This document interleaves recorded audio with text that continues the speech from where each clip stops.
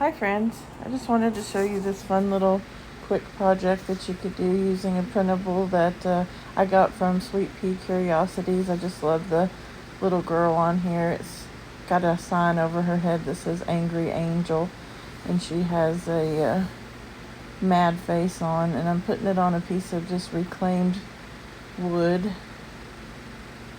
so we can recycle and reuse.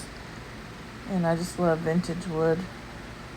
So I've got that decoupage on there with some Mod Podge, and then now we're going to take this little part of a spindle and stick it on the top to kind of just give it like a little handle looking thing.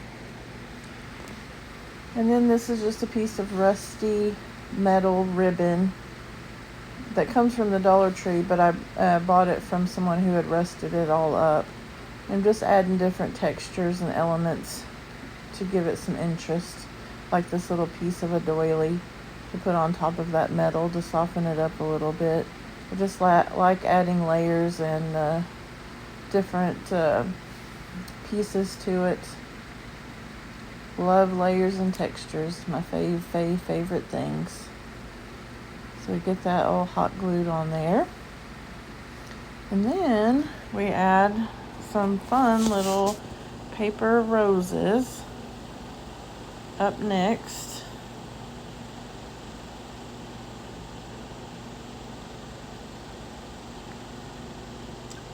Here's putting on the roses.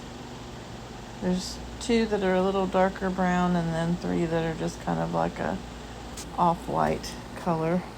And I just stagger them so they are put on there symmetrically. Once again, it's just adding another touch to it. So we've got this juxtaposition of the reclaimed wood and the wood spindle, and then we've got the soft doily and the roses with it. And now we're just making a little rag bow to attach to that little spindle up at the top to give it another soft feminine element. I had originally made a bigger bow earlier, but it covered up our words of the Angry Angel, and so that kind of took away from the whole project. So now I've gone back and just made a smaller little rag bow to add there to the top to give it a little bit more texture and more interest. And of course all of it's done in all the neutral colors: off-white, brown, tan, ivory. There's a little piece of lace, some tobacco cloth, some sari silk in my bow. All the different textures.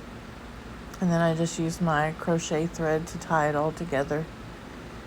And we just hot glue it onto our little spindle.